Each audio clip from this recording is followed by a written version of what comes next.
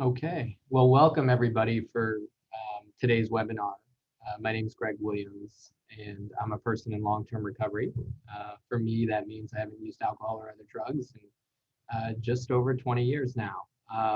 Really excited to have everybody joining us this afternoon for this really exciting conversation. We've got a packed agenda. We're recording today's sessions so that people can use this video and use this presentation to educate their community over the next couple months around the proposed recovery set aside in the president's FY 2022 budget. So if we could put the slides up, I'll walk you through kind of what we'll talk about today. Throughout the webinar, we will be using the Q&A function. So we have a number of expert moderators who will introduce themselves throughout. This is brought to you by Third Horizon Strategies, a small advisory firm who's been blessed to support this work, along with a number of other recovery stakeholders from across the country, in collaboration with Capital Decisions, a government relations firm, and also Recovery Advocacy Project and other nonprofits across the country. So as we go through, please populate the Q&A. We'll leave some time at the end also to answer questions directly, those that we're not able to answer. So I'll do a little background on the proposal. Then Tim Rourke will kind of talk a little bit about the history of the block grant and some basics of it. Holly Strain and Carol McDade will talk about the House and Senate timelines for consideration of the proposal. Aaron Kacharski is going to walk through single state authorities' role in this work, and my colleague Ashley DeGarmo will talk about the specific areas and domains that recovery supports could be funded in and some of the specifics. So, to get us started, we'll go to the next slide. We can go to the next slide. So recovery support services refer to a collection of community services that can help people continue their remission, but also support them, sometimes called social determinants of health or other things. So we see that popping up as recovery community centers, peer-to-peer recovery supports, either in person or via telephone, recovery schools, both at the high school and collegiate level, employment support services, or recovery housing services. And they can come in other forms as well. These are just some of the most common examples that we see. Most of these services generally are not third-party reimbursable by the health system by and large. And so they do require often some alternative funding sources in order to scale and build the infrastructure for these services in communities. We can go to the next slide.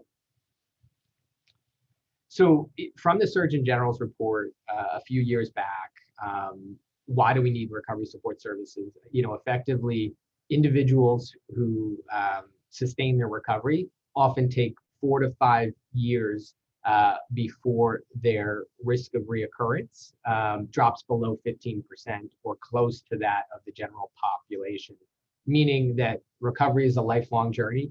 It's an ongoing journey, and it doesn't get, people don't achieve long-term recovery in 28 days of treatment or 5 days of withdrawal management or 90 days of medication use. Recovery is a lifelong process where individuals often need supports and services along the way, probably until they reach that sustained 4 to 5 year mark. So we really need to stretch the idea of a continuum of care for individuals in their community in order to stem the tide of the addiction crisis. We can go to the next slide. So the president, as a result of that, proposed in FY 2022 through the leadership of the new administration that they would increase the federal block grant, which we'll talk very specifically what that is, but it's the largest vehicle for sort of that funding of non-reimbursable services. And so they proposed a $1.65 billion increase. That would take the block grant to $3.5 billion. And so effectively in this proposal, that would increase prevention that has a 20% set aside to about $700 million over an increase of $328 million over FY 2021. it would increase the treatment eligible dollars by over nearly $1 billion from FY 2021. But importantly, what we're talking about today include a $350 million new recovery set aside. That would be compulsory increase. So some states do invest in recovery, but this would be a required amount of investment that states would need to make. If we can go to the next slide. And so this is a quote directly from the budget summary about this proposal, that there is currently no dedicated source of funding for community recovery resources at scale. And then they articulate different levels of recovery infrastructure. And just to put this in context, we have 150 recovery community organizations today, compared with over 15,000 specialty addiction treatment programs, over 5,000 prevention coalitions. There's 4,000 prisons and jails in America. We have 3,000 counties, and we even have 435 congressional districts. So we don't even have a recovery community organization in every congressional district in this country. So there's a matter of scale that is different in terms of recovery supports versus prevention or treatment infrastructure that currently exists. We can keep going. So the core elements of this, and we'll talk in detail about what some of these are, but this bold section of the budget justification is what we're kind of focused on: local recovery community support institutions, community centers, recovery homes, recovery schools. So this language was really helpful in guiding Congress as part of this proposal, and what the administration is looking for. And the key is that it's non-clinical support services for recovery. And so with that, I'm going to turn it over to the next presenter, Tim Rourke, who's going to talk a little bit about the federal block grant and some mechanics before we get into what this proposal could fund. Thank you, Greg, and good morning or good afternoon, everyone, depending on where you're logging in from. My name is Tim Rourke. I'm a senior director here at Third Horizon Strategies, working alongside Greg and colleagues. I've been with the firm for a couple of months, but on background have been in the addiction field for over 25 years, mostly in the state of New Hampshire. So hello to my New Hampshire colleagues that I know are here with us today. I'm the former director of substance use grant making at the New Hampshire Charitable Foundation, and managed a pretty significant fund focused on engaging philanthropy in funding and supporting behavioral health.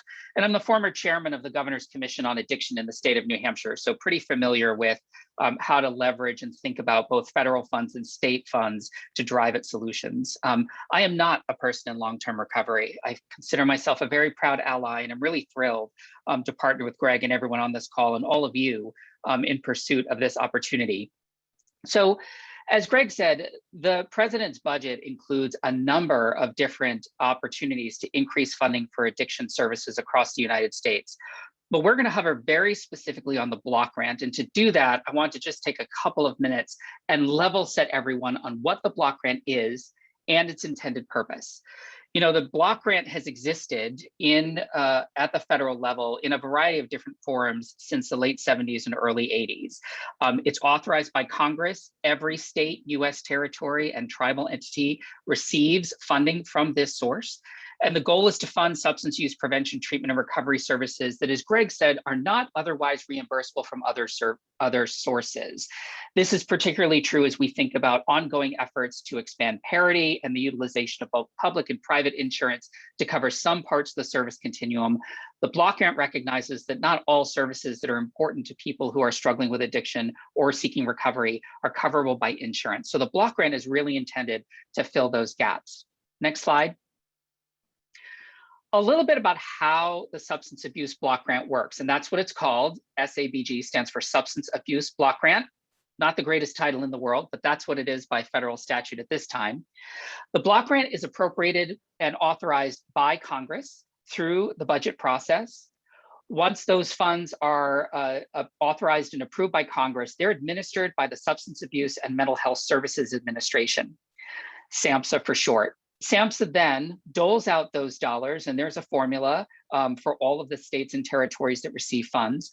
Those funds go directly to states through what is called a single state authority. So in every state, there is an identified entity that is in charge of administering these dollars. In a little bit, my colleague Erin will share with you a little bit of background around SSAs and what those are so that you can recognize what the SSA is in your state and community. Next slide, please. So the substance abuse block grant has that broad intent that I spoke to, but there are certain specific directions that are given in the block grant that fall into kind of two categories. One is population and service area targets, certain populations of priority, certain services that states have to provide through administering the block grant.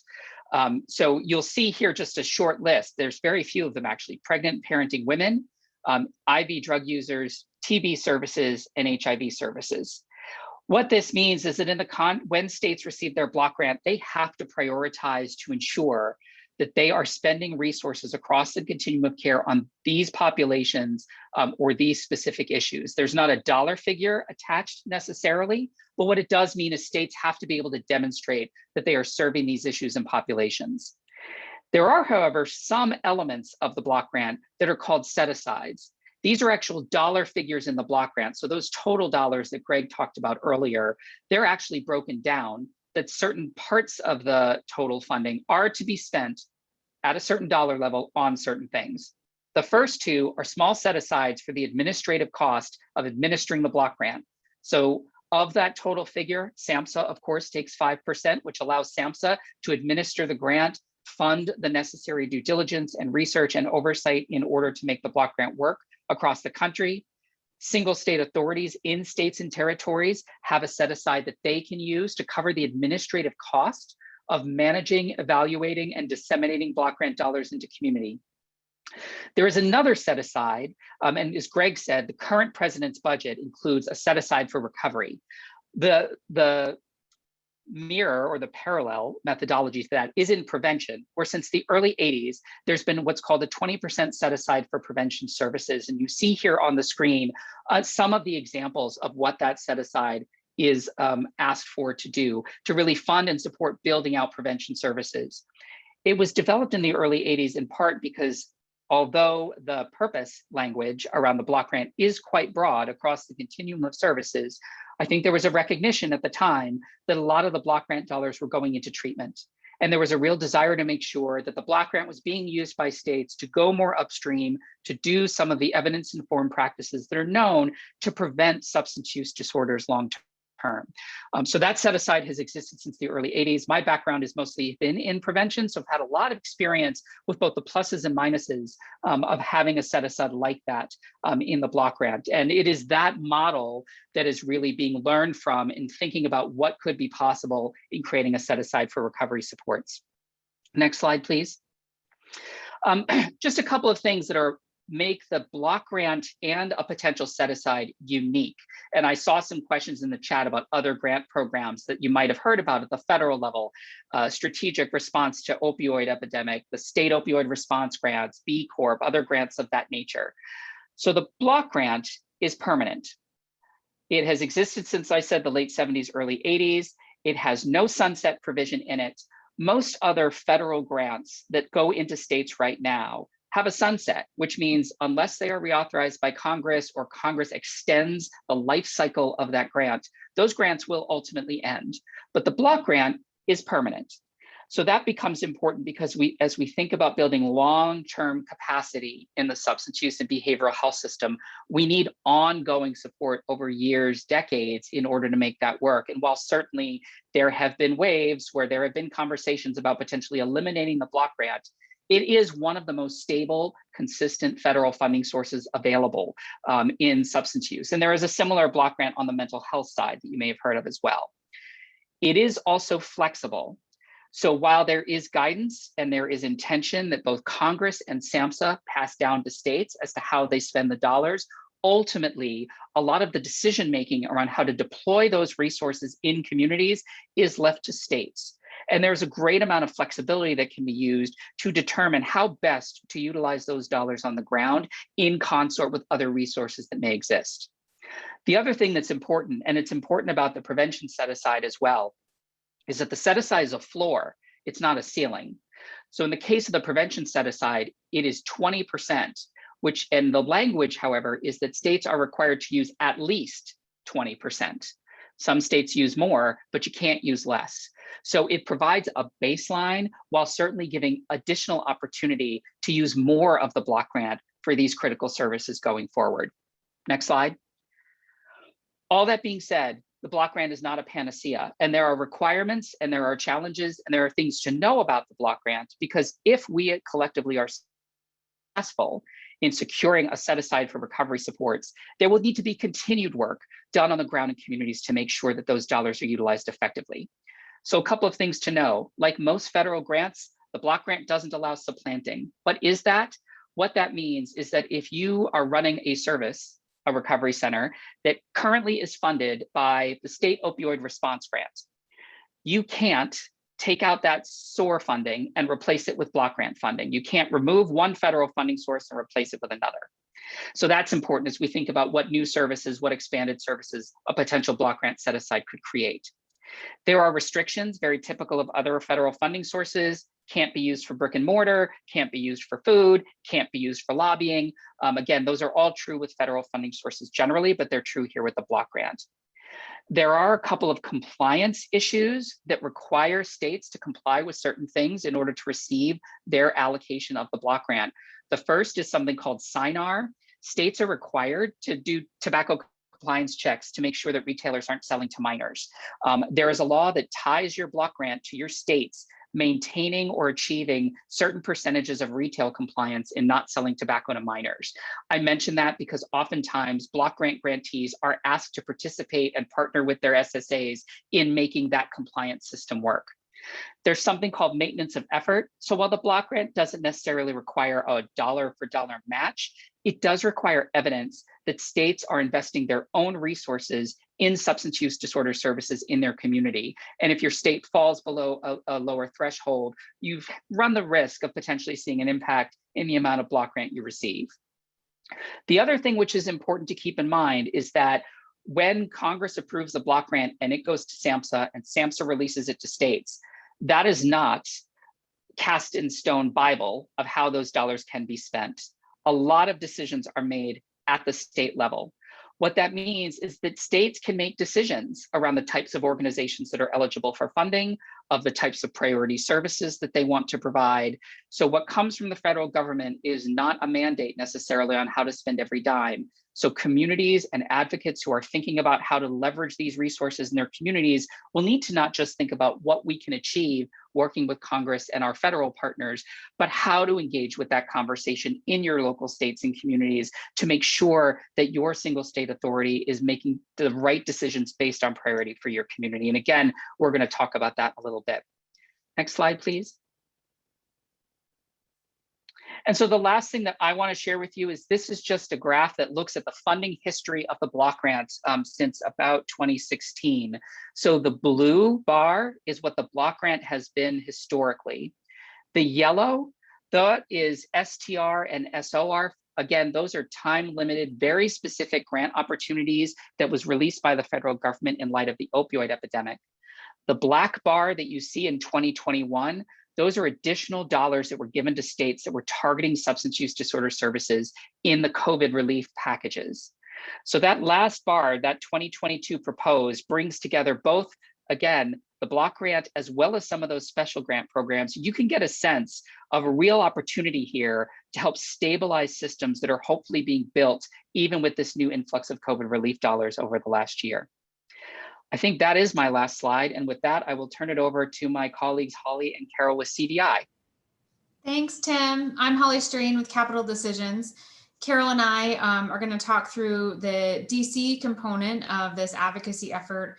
We are with a small lobbying shop in DC with a special focus on mental health and addiction policy. So if I may have the next slide, please. So as Greg talked about, on May 28th, President Biden submitted his budget request to Congress that included a proposed increase of $1.65 billion to the block grant and would create a new 10% set aside for recovery support services. But what the president proposes and what is reality are not necessarily the same thing. So very often a president may propose a variety of provisions, and it's up to Congress to make them a reality. So between when the president submitted that request and then up until last week, we were working with advocates from around the country, with the House Appropriations Committee in particular, trying to make sure that Congress is going to turn the president's proposal into something that's actually going to happen. And we were very pleased to see last week that the House Appropriations Committee released their bill and included the new set aside for recovery support services.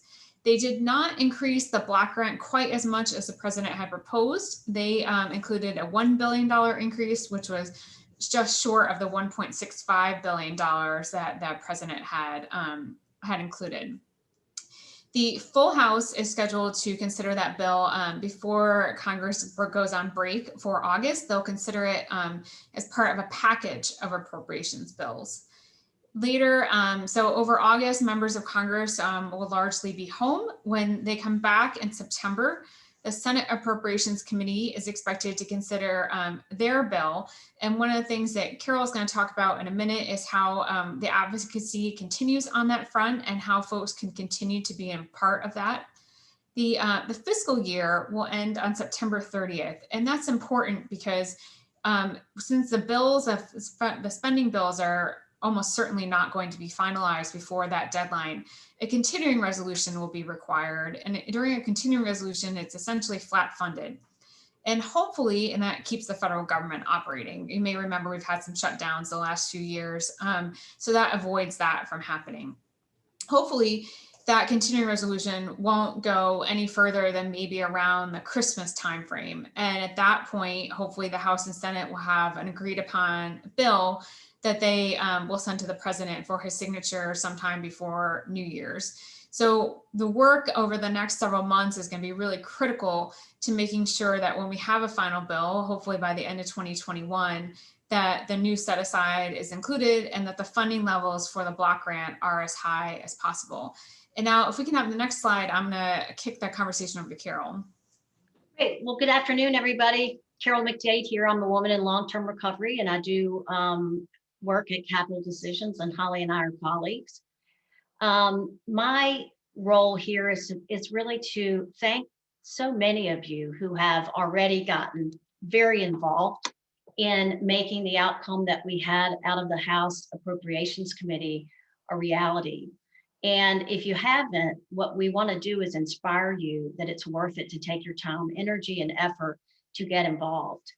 One of the things that we would really urge you to do, and remember here, our goal is not just to have you do one meeting to advocate for this particular provision.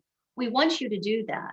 But what we want you to think of this is as a opportunity to establish or improve relationships you have with your members of Congress. Remember, you pay their taxes, you help fund their office. They put their pants on one leg at a time, just like everybody else.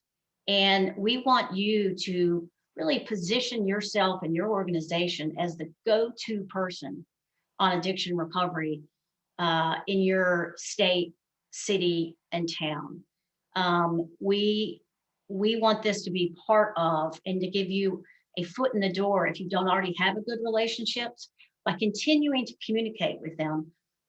We have and will continue to set up meetings for you, but you've got to keep that ball rolling. Send them your newsletters, send them relevant articles that show up in local media. So we really want you to think of this in that long-term kind of a way. That being said, the priority of the day that we want you to use your juice on right now is if your senator from your state serves on the Senate Appropriations Committee, we want to make your life easy to do what we're asking you to do. And what I mean by that is if you tell us, we will reach out on your behalf about scheduling a meeting with the relevant senator staff. You see Holly's contact information here. She's a master at getting these meetings signed up. And, feel free to send us a little one-pager on your organization if you like. Holly will send that in with the meeting request.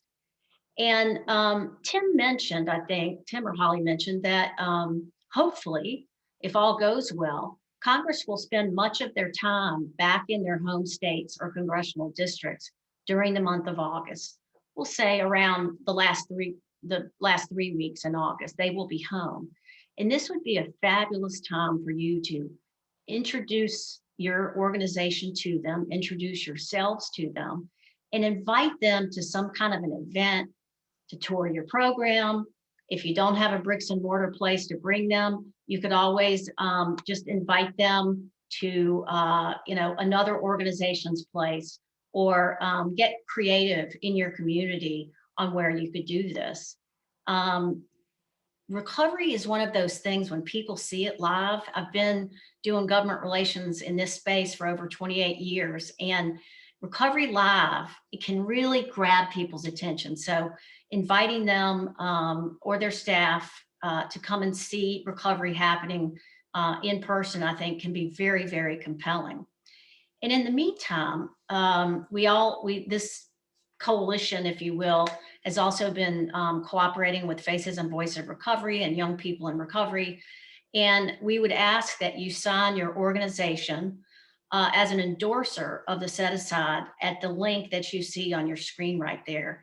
And, it might say, a letter, but what you're trying to do is to get your organization's name on this statement. The more groups that sign on, the stronger the muscle that we appear to have on Capitol Hill, and the easier it is to get things really done well, and knowing that there's a head of steam behind us when we go forward on setting up these meetings, and hopefully getting this included not only on the Senate bill, but also in the conference agreement, which is the negotiated bill between both the House and the Senate. So again, if you've already been in the game, we thank you for doing that. And if you haven't been, you see Holly's email. I think mine will be also in the chat, and the CMIC date at the same ending. Feel free to reach out to us if you're nervous about it or unsure about how to go about it, but we will make your life easier by setting up your first meeting for you if you haven't done one. And we can also train you on how that meeting goes. We have a prep meeting in advance. So get in the game. We need you. Thank you. You can turn to the next slide now, and I'll turn it over to Ashley. Oh, sorry, Aaron, I apologize. It's Sorry, all Aaron. right. It's all right, Carol. Yeah. Thank you so much, Carol and Holly, for the work that you all are doing, and Tim for your allyship, and to the recovery community, and Greg, of course, for organizing. My name is Aaron Kacharski. I'm also a person in long-term recovery, which to me means that I haven't had a drink or a drug since September 6th of 2003. I've been advocating out loud about recovery since 2006. And so it took me a couple of years to find my voice. But once I started seeing people in recovery from all pathways, and family members, impacted family members and supporters of recovery, organize and have their voices heard, and seeing that impact, I fell in love with recovery advocacy. I know a lot of folks here are here because of that as well. And so if you are new to this, welcome. If you've been doing this for a long time, we appreciate your time and energy. I'm doing some work with Recovery Advocacy Project, and we are doing exactly what the title of that project sounds like, suggests that we're doing, is we're advocating for recovery. And so this campaign made a ton of sense for us to really zero in and mobilize people on the grassroots level. We believe in thinking and acting locally, and the impact of that from the grassroots level up. We have seen victories done that way on the community level, on the state level, and so we stick to that strategy. Next slide, please. And so we're really focusing on making it as easy for people in recovery and impacted family members and supporters of recovery to have their voice heard on this issue. And this is very much is a complement to the work that Carol and Holly's team's doing with having people meet with their US senators, their congressional delegation.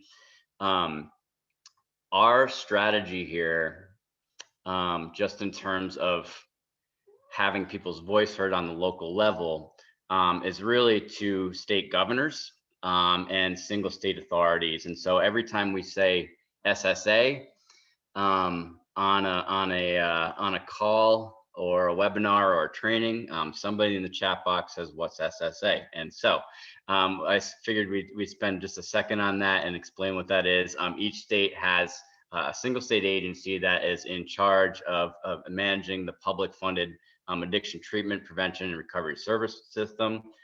Each one of those agencies and the title of them in each state differs. You know, in some states it might be the Office of Behavioral Health or Division of Addiction Services and Mental Health Services, or I know in a couple states it's still Office of Drug Control Policy. And each one of those agencies has a director that is your SSA, your single state authority. And so much like the piece that Carol was talking about building relationships with your elected officials in the United States Senate and in Congress, this is very much about building relationships between the recovery community and the single state authorities. And it's not just now when we're asking people to have their voices heard through this letter writing campaign that we're doing. And I'm going to drop that in a chat in a second. But it's, you know, fingers crossed after this gets approved and we move forward, we need to make sure that we are consistently messaging to SSAs and building that relationship and letting them know the benefits of peer support in our communities and across the state. I'm going to drop an action in the chat here. To date, we've gotten 2,500 letters to state governors just in a matter of about 2 weeks or so across the country and to the SSAs. And so the reason why that is also to the governors is because governors work to put SSAs in those positions. And so it's important for governors to see that the recovery community is organizing as well. And so if you have a supportive governor of recovery, like we said, half the strategy in advocacy is just making sure that people know that we are paying attention as a community. That's what this is about. That's what the 2,500 letters to date is about. And that strategy we know is working because we've had SSAs reach out to the recovery community and be like, why are we getting all of these emails? And that is a good thing, though. It you know, that is opening up that door of communication that our community needs, and sharing your experience with your own personal recovery, or if you're an impacted family member, or on behalf of your recovery community organization or your recovery house, your recovery community center. We want you to have your voice heard and share those experiences. So in the chat box, I dropped the link. If you took that action already, thank you. But please take a moment to take that link and put it on your social media and let people know that you took that action. Because if we can get 2,500 people in 2 weeks that share that online and get 10 of their friends or 20 of their friends or more through your networks and impacted family members, that is a powerful message from the grassroots community. The last thing I want to share before I go to the next slide is last Thursday, I took 10 minutes out of my life. I sat down, I grabbed 2 pieces of paper, and I hand wrote a letter to my SSA. And I just shared what recovery meant to me. I've shared what peer support, when I've seen peer support thrive in our communities. And then I asked my SSA to support publicly this recovery set aside, because that's how important this is to us. So, you know, do the electronic letter piece and take that action. But if you want a gold star on the homework board, you can handwrite letters too. And so single state authorities are not used to getting letters, I don't think. And so it is important to let them know how it's significant if you can have your voice heard on this. And so please take that action in the chat. It'll be shared in the communications moving forward after this webinar as well. And next slide, please. And just here's some of the asks, from state to state. The main sort of ask is we want SSAs to publicly support the recovery set aside. That is important. And also, if they do, we want them to talk to other SSAs about why they support the recovery set aside. Single state authorities can also be very helpful in really doing a lot of education around what recovery support services are, what that could mean. There's specific language, of course, in the president's proposal, but it's important for us to really talk about what that non-clinical community-based peer support is, and they can be our allies in that. And then the last is, there's a National Association of State Alcohol and Drug Abuse Directors. It's called NASADAD. And we want them as an association to develop a positive statement in favor of the recovery set aside. And on top of these asks, we want SSAs to let United States senators and congressional delegations that they are in support of this. And so that's it for me. I think my email is going to be in a slide at some point, but if not, I'll drop it in the chat. But take that action and get it all over social media and in your networks. And with that, I will pass things over to Ashley. Thanks, Erin. Hi, everyone. Good afternoon. My name is Ashley DeGarmo. I am a director at Third Horizon Strategies. I've been working there for about 2 years, working really closely with my colleagues such as Greg on a lot of substance use disorder projects. I have about a decade of experience in healthcare, particularly in payment reform. And I'm also a social worker in the Chicagoland area with experience working in hospitals and emergency rooms. I will be sharing a bit about recovery support services. There's a breadth of services out there, but these are some of the examples that this funding could support as we go forward. So next slide, please. We'll talk about recovery community centers. And so these are brick and mortar centers that exist to advocate for and support individuals seeking to initiate or maintain recovery from substance use disorder. And these centers host a variety of services in the community, such as hosting mutual aid group meetings, offering recovery coaching, having support linkages to housing, education, or employment resources. And if you go to the next slide, you can see an example in Idaho of a association of recovery community centers that all abide by a joint operating principle and standards across the state. Some of those standards include being recovery oriented, very visible to local communities in a physical location, providing volunteer-based, peer-based support, and also functioning as a community recovery resource center. A study that came out earlier this year in April found that folks that are engaged in recovery community organizations had significant increases in recovery capital at the time between intake and when these surveys were conducted, as well as potential correlation and contribution to an increase in social determinant domain improvements, as well as lower negative health events, rather than folks who were not engaged in their recovery community organization. Next slide. Peer recovery coaching, another important, quickly developing paraprofessional role in the addiction field, often performed by a person in long-term recovery that can act as really a navigator and a peer to somebody who's trying to evaluate and go through the treatment and recovery system in their local community or state. These coaches can be deployed in anywhere from an emergency room, when a patient leaves an addiction treatment program, or even in a criminal justice setting. And they really act as the peer support for the individual navigating the system. Next slide.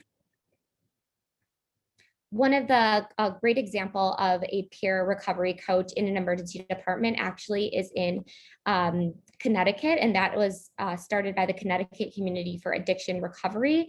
And that was actually a program that has been invested in by a former Connecticut SSA, who is now the Assistant Secretary for Mental Health and Addiction at SAMHSA, Dr. Miriam Delphin-Rittman, showing the value in what the SSA investments can do for communities. And so CCAR's Emergency Department Recovery Coach Program started in 2017, but actually is now operating in the majority of Connecticut hospital emergency departments.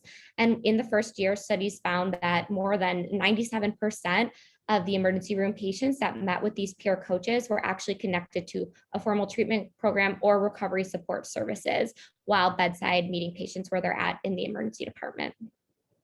Next slide. Recovery housing, so another really important area on the spectrum of the continuum of care.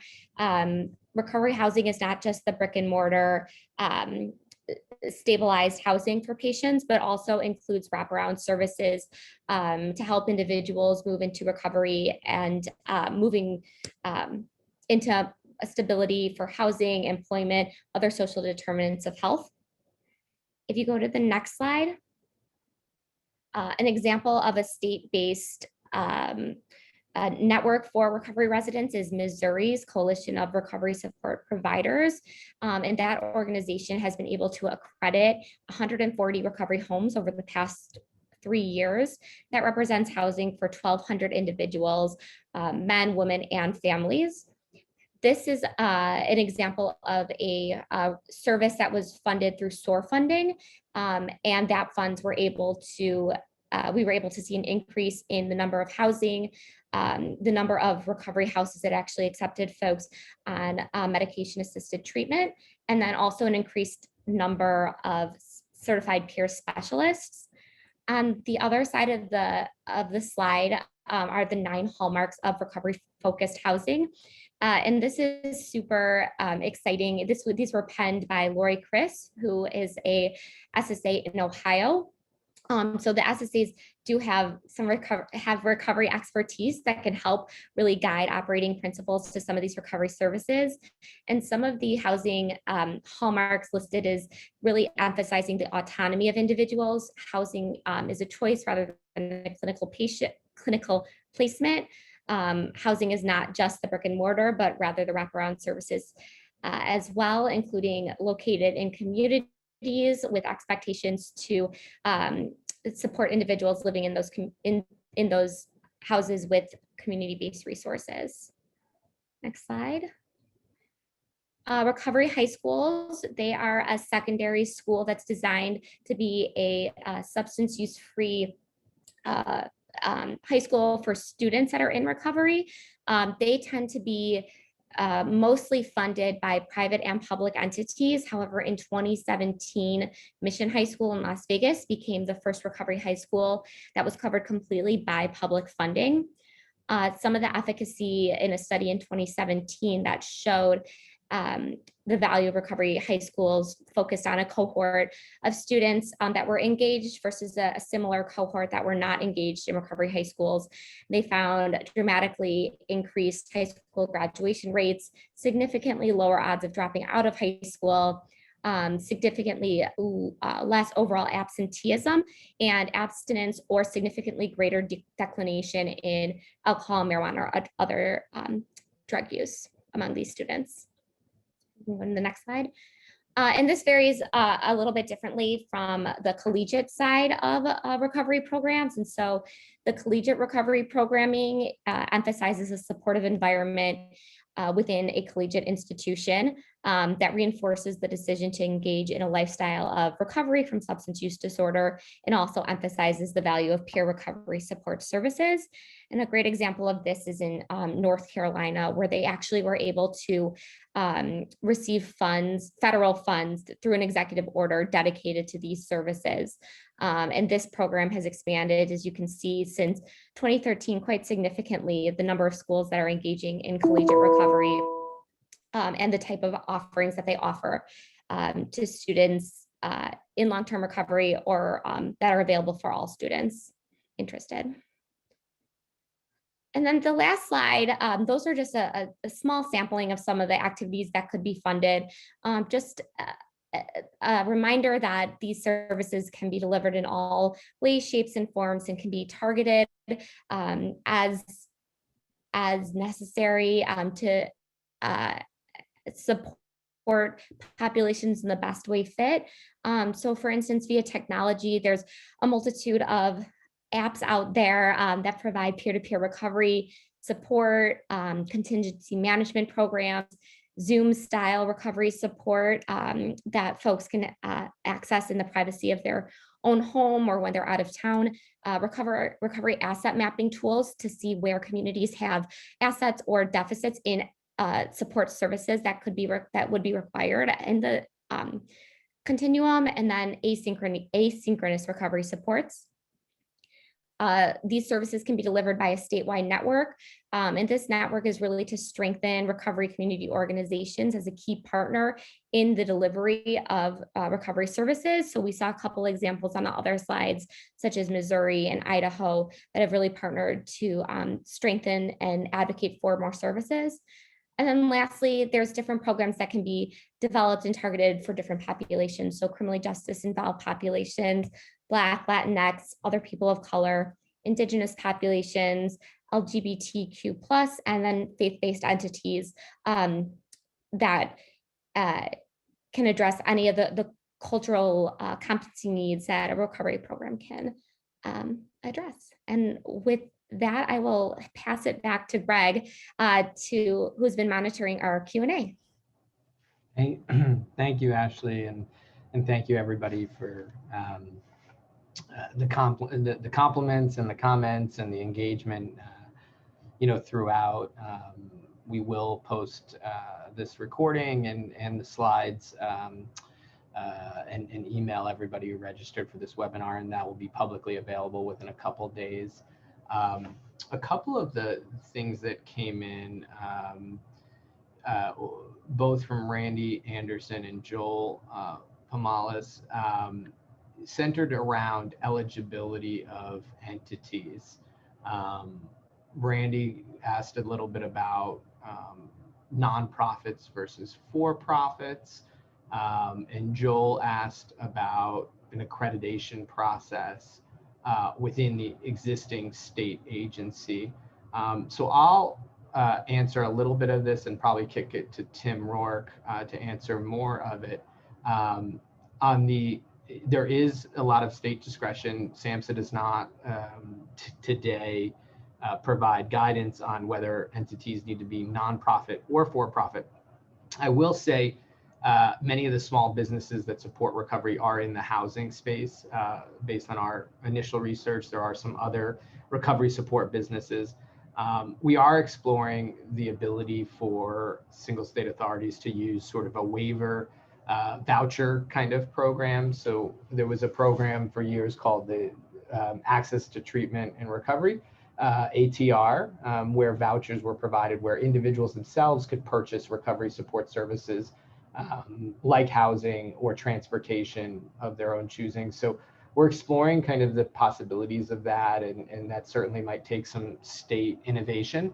It doesn't appear that there's explicit restrictions that we can find to date, but we're kind of exploring that further. And then why don't I kick it to Tim kind of around some of the language we saw out of the House bill already and how states might create a new classification for recovery community organizations, or how a state like New Jersey that doesn't today recognize RCOs that aren't addiction treatment programs might handle the recovery set aside.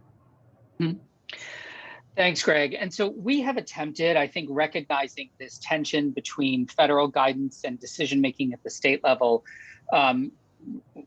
There has been an attempt as much as possible to encourage Congress to give some direction that points states in as right a direction as possible, recognizing this is a multi-stage dance.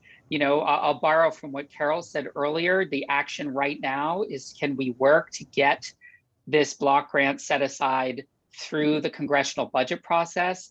But the passage of that, if we are collectively successful, is probably only the beginning of some additional advocacy needed, again, in states to make sure that states are taking fullest advantage of what is possible with funds like this, and maybe removing some of the locally created barriers that may inhibit their ability to use these dollars in a way that works for the recovery community and recovery systems. So in the federal budget process, there's the budget and the dollar figures in the various columns, but then there's some congressional intent language that is created through the process. And the purpose of that intent language is to make sure that the federal agency that is in receipt of that appropriation receives from Congress exactly what their intention is in setting aside resources for that purpose. So we have been involved, and we've seen what's come out of the House.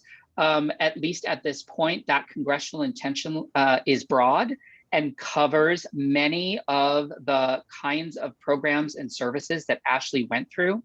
So we feel like the package that is being intended by Congress and the way they are describing them at this juncture does create a bit of a roadmap that should allow and encourage states to think more broadly in terms of engaging the fullness of the recovery community, engaging organizational structures that are led for and by people in the recovery community to perhaps prevent some of what some folks have expressed they're seeing in states where perhaps other parts of the system, because they are currently certified or what have you, are beginning to build out programming in the absence of truly engaging the recovery community. So there is work being done to make sure that as that intent language is fleshed out and refined, we and our colleagues at CDI are keeping tabs on that.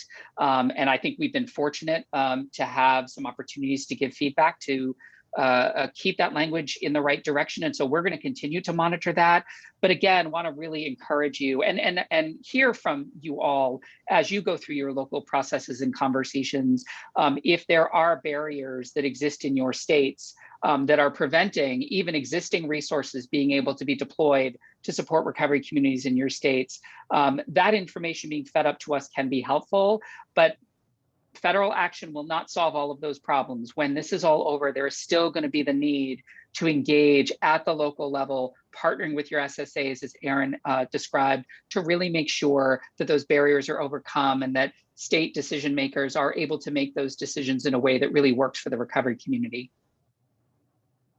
Thanks, Tim. And that, that to that point, Stephen just posted about Florida and a background check issue to getting recovery coaches. That would be another one of those state issues where you'd have to find creative workarounds. I mean, certainly we know those things are real, but a lot of that state licensure and state restrictions kind of we do have to advocate at the state level. Cindy Wanamaker asked about how these funds could support families who are working on their own recovery or community organizations and grief support. In the current language and in all the language that we have been pushing, family recovery has been a part of that. Also impacted family members. So that includes family support for individuals who are struggling today or those grieving a substance loss. And so absolutely, we would encourage that these funds be used, for increasing the prevalence, capacity, and support for family recovery support services, and whether that be online, digital, in person, all of those kinds of things.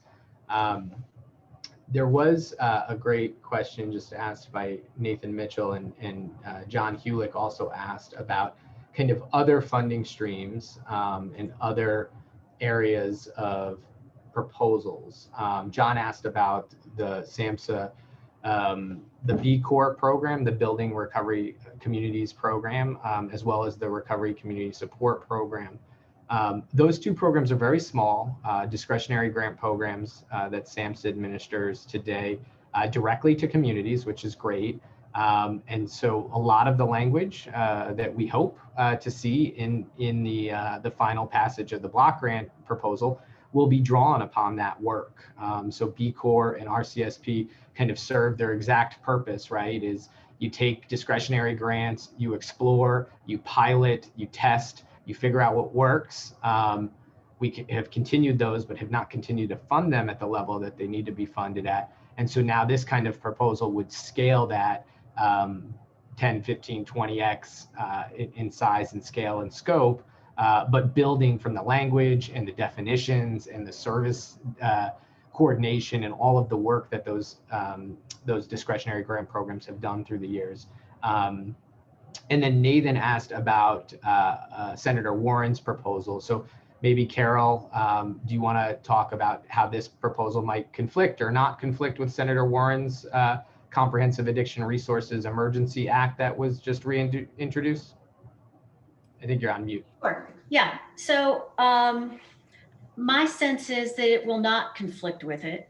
And I think that the scope and scale of that bill and its introduction now, it sort of signals that they're not viewing this as a one-year kind of bill, that it would take probably a couple of years to get that moving forward, unless there was like a small miracle that occurs. And, maybe there will be, but I don't, number one, on the basis of the language, I don't see it being a direct conflict. And number two, I think that that bill is so big that it will be hard for it to move through the process in the time frame that what we're dealing with is emergency, based on the 93,000 people plus that already died in 2020. So I think that it's a big bill, and it has not moved through the process sufficiently, I think, at this point, to address the scope and scale of the crisis. Well, thank you, everybody. We will send out the slides and the recording to everybody who signed up for the webinar today. That concludes today's session, and we will post a summary and the recording publicly, so you can share that over the next coming months and weeks. And we encourage you to continue to meet with your SSA, your single state authority, and also your U.S. House and congressional members, as well as your governor, on these issues. Thank you very much.